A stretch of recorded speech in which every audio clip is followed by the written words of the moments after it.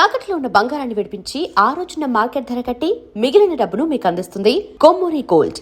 అలాగే ప్రతి సినిమాలో సార్ ఏదో ఒక స్టేట్మెంట్ చేస్తారు. అంటే ఒక వినూత్నమైన అమెరికా అమ్మాయి ఉదాహరణకి, అంటే ఒక అమ్మాయి తెలుగు నేర్చుకుని మాట్లాడితే ఎలా ఉంటుంది అని అక్కడ అమ్మాయి అక్కడ అది ఇక్కడ ఏంటంటే ఆమెకి తెలుగు ముందర వస్తుంది, ఆమె తెలుగు రాదు. సో తెలుగు నేర్పిస్తారు, యాక్సెంట్తో మాట్లాడుతుంది. అంత బాగుంది, చాలా బాగుంది.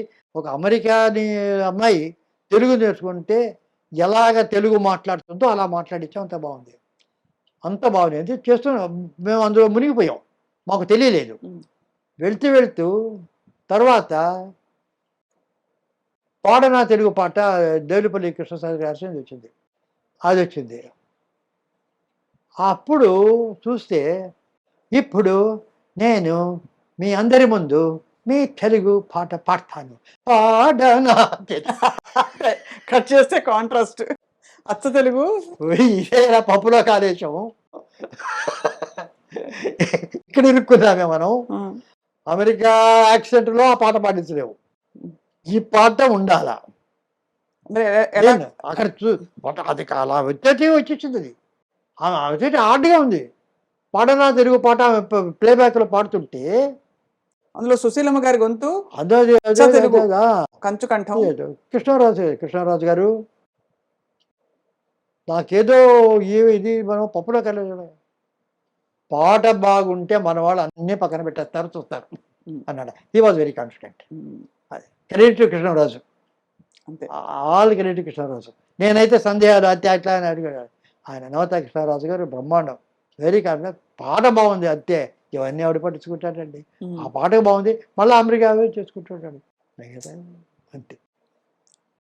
మీరు ప్రస్తావించారు సార్ పాటని, అన్ని పాటలు సార్, పంతులమ్మ ఏమిటి, అసలు ఒక్కొక్క సినిమా ఆ పాటలని ఎంత ఎవర్ గ్రీన్ గా మీ మొత్తం మీ సంగీత జ్ఞానం, మీకుండే అభిరుచులు వయలినిస్ట్, అక్కడి నుంచి సంగీత జ్ఞానం, స్వరాలు గిరాలు కొంతవరకు తెలుసు.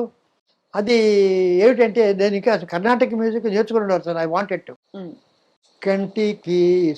కంటికి సుఖము కలుగు నీ రూపము, త్యాగరాజు. నీ భజన గానామృతము. కంటికి సుఖము కలుగు నీ రూపము అని పాడింది నన్ను నేర్పిస్తూ. నాకు ఒక 8 సంవత్సరాలు కాదు. కలుగు నీ రూపం ఏంటి, నీ రూపము కలుగు నీ రూపము అన్నా నేను. మా అమ్మకు కోపం వచ్చింది, గెట్ అవుట్ అంది. మా గురువు గారు ఇలా నేర్పించారు నాకు, నేను ఇలాగే పాడతాను, అలాగే నేర్చుకో. అందుకని కలుగు నీ రూపము ఇప్పుడు ఏమైనా చెప్తా నన్ను. అక్కడి నుంచి ఐ డి నాట్ ఏదో ఇలాంటి అడ్డంగా మాట్లాడతాడని I did not. So music అవన్నీ కొద్దిగా అదే వచ్చు. అందులో మ్యూజిక్ సరే, మ్యూజిక్ డైరెక్టర్స్ వస్తారు, వాళ్ళకి చెప్పడం. వాళ్ళకు ఇప్పుడు ఇళయరాజా గారు మ్యూజిక్ చేసినప్పుడు ఆదిత్య 369 ఆయన మామూలుగా చెప్తాను, మీకు మ్యూజిక్ అంతా తెలుసు కదా అంటాడు. తెలుసు కాబట్టే ఊరుకుంటానంటాను అన్నారా.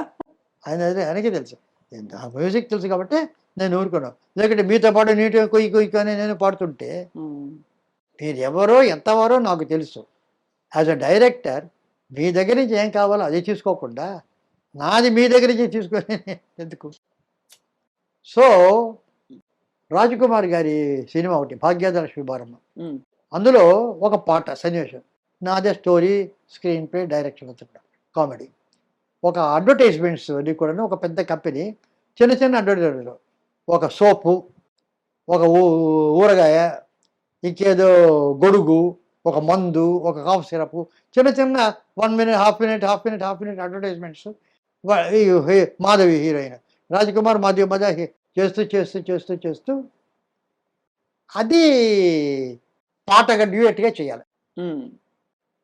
ఐడియా ఇవన్నీ అడ్వర్టైజ్మెంట్స్గా చేస్తూ యాక్చువల్గా ఇట్స్ అ డ్యూయట్. అవునవును, ఇది చెప్పాను. ఆలోచించారు రాజకుమార్ గారు. సార్ నేను ఒక రిక్వెస్ట్, మీకు ఏమి అనుకోకపోతే చెప్పండి. ఒక మ్యూజిక్ డైరెక్టర్ని పెడితే మీరు ఈ సిచ్యువేషన్ చెప్తారు, ఆయన ఏదో చేస్తాడు. అట్లా కాదండి, ఈ అడ్వర్టైజ్మెంట్ ఇట్లా ఉండాలి, ఈ అడ్వర్టైజ్మెంట్ వల్ల ఈ రాగాలు ఉండాలి, చివరికి మీరు చెప్పింది ఆయన చేస్తాడు, దానికన్నా మీరే మ్యూజిక్ చేస్తే పోలేదు అన్నాడు. అంతే కదా. నాకు స్ట్రేంజ్. సో ఆ భాగ్యదర్శి బర్మకు నేను మ్యూజిక్ డైరెక్టర్. అలా అయ్యారు. అవును. మీ ట్యూన్స్ చాలా బాగుంటాయి sir, very catchy. Lucky lucky lucky lucky lucky ఓ నాయనమ్మ. సో అంతకుముందు రాజా కూడా, ఇళయరాజా కూడా, మీరు ఇళయరాజా నా జమీందారు గారి అమ్మాయికి అసిస్టెంట్, సెకండ్ అసిస్టెంట్. ఆహా. ఇళయరాజా జమీందారు అమ్మాయి, అమెరికా అమ్మాయికి అంతా జీకే వెంకటేష్ దానికి మ్యూజిక్. ఫస్ట్ అంటే L Vaidyanathan, second assistant Ilaiyaraaja guitar పట్టుకుని. సో అప్పటి నుంచి నాకు తెలుసు ఈ వాజ్ అసిస్టెంట్. సో ఇళయరాజా చెప్పేవాడు, మీరు ఒక సినిమాకు మ్యూజిక్ చేయాలని ఊరికేనా అంటున్నాడు. నేను మ్యూజిక్ చేస్తే నువ్వు ఫస్ట్ ఆ సాంగ్ ఆర్కెస్ట్రా కండక్ట్ చేయాలని అడిగా. ఓ అలాగే అన్నాడు వాడు. అప్పుడు తెలియలే. తర్వాత ఇయర్స్ లేటర్ రాజ్కుమార్ గారి సినిమాకి ఫస్ట్ ఇది ప్రసాద్ రికార్డింగ్ థియేటర్ వచ్చేసా. నేరుగా ఇళయరాజా దగ్గర వెళ్ళా. ఆ రోజు ఫస్ట్ సాంగ్ ఆర్కెస్ట్రా కండక్ట్ చేస్తా వచ్చాడు బాబు. వచ్చి ఆర్కెస్ట్రా అంతా కండక్ట్ చేసి ఫస్ట్ సాంగ్. ఇప్పుడంతా లైవ్ ఇన్స్ట్రుమెంట్స్ ఎక్కువ అంతా లైవ్, అంతా లేదు. అలాగే అంటే ఈ పాటలన్నిట్లో సార్, ప్రతి సినిమాలో పాటలు ఇప్పటికీ సూపర్ హిట్గా అందరం పాడుకునేలాగా ఉంటాయి ట్యూన్స్. అది యాదృచ్ఛికమా, అంతమంది డిఫరెంట్ పీపుల్ చేసిన మ్యూజిక్ డైరెక్షన్స్? అంటే కాంట్రిబ్యూషన్ ఉంటుంది కానీ credit music directors, credit music directors, credit music directors, there is no doubt about it. వాళ్ళకు నాది అనేటటువంటిది లేదు. బట్ ఆ ఇన్స్పైరింగ్ అవి చేయడం, నేను చేసే మ్యూజిక్ వేరు. జనరల్గా ఇప్పుడు మాధవ్ పెద్ద సుజేష్ బాలకృష్ణ పిక్చర్స్ 4 సినిమాలు చేశారు మీతో. 4 సినిమాలు చేశారు. చేశారు భైరవ ద్వీపం, భైరవ దీపం, బృందావనం, కృష్ణార్జునం, మేడం 4. ఇప్పుడు ఫర్ ఇన్స్టెన్స్ బృందావనంలో ఒక పాట నాకు ఒక టైప్ ఆఫ్ వాయిసెస్లో లా లల్లా లల్లా లల్లా, ఇది వేరియస్ థింగ్స్ చేస్తే అది హార్మోని అవుతాయి. హార్మోని ఈజ్ డిఫరెంట్ నోట్స్లో డిఫరెంట్ వాళ్ళు పాడేటువంటిది ఒకటైనప్పుడు ఇట్ బికమ్స్ ఆర్డర్. దాన్ని తీసుకొని అంతా ఒకటే అనేటటువంటి ఒక పాట చేయాలా అనేటిది Madhavapeddi Suresh immediately got the right tune, got the మధురమే సుధాకర్ స్ట్రైటే immediately it was so that inspire. అలాగే వెనరగంటి గారు ది బ్యూటిఫుల్ రైటర్, నాకు చాలా ఇష్టమైన. పింగళి గారి నాగేంద్రరావు గారు ఎంత ఇదో అంత ఈజీగా వీళ్ళందరికీ కొందరు ఇంక్లూడింగ్ వేటూరి సుందరవర్తి కొన్ని అర్థం కాదు. వెనరగంటి దాంట్లో అర్థం కానిటువంటిది లేనే లేదు. ఆ రోజు నా రోజు చిరునవ్వు చూచి అనుకున్నా ఏదో నవ్వు అని, ఈ రోజే నాకు తెలిసింది ఆ నవ్వున దాగుంది లవ్ అని.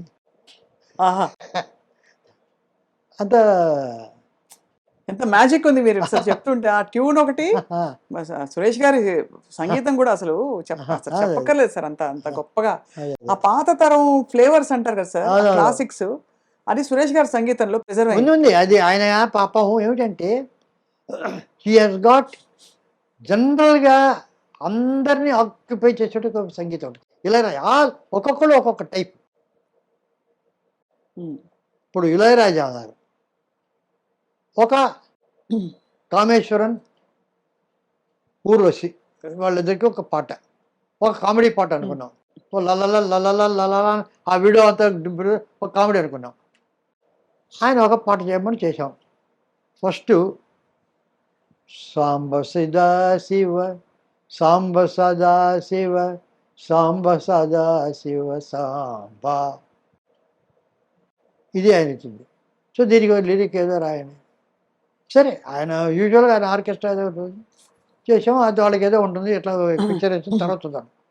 నెక్స్ట్ డే మార్నింగ్ ఆయన నన్ను ఫోన్ చేసి ఒకసారి రికార్డింగ్ రోజు మీరు రండి అన్నాడు. వెళ్ళాను. నేను ఒకే ఒక నోటు మార్చాను అన్నాడు. నా నా నా నా నా నా నా నా నా నా నా నా అన్నానా, నా నా నా నా నా నా నా నా నా నా total colour of the song చేయాలి. ఆ దాంతో దాన్ని 40-20 స్లో మోషన్ తీయాలనేది పోయిట్కి అవన్నీ ఐడియాస్ దాంతో వచ్చింది. అందులోంచి పుట్టుకొచ్చినాయి చాలా. సో ఆ రకంగా దాంట్లో నుంచి మ్యూజిక్ వస్తుంది. ఆ రకంగానే పిక్చర్ ఏదైతే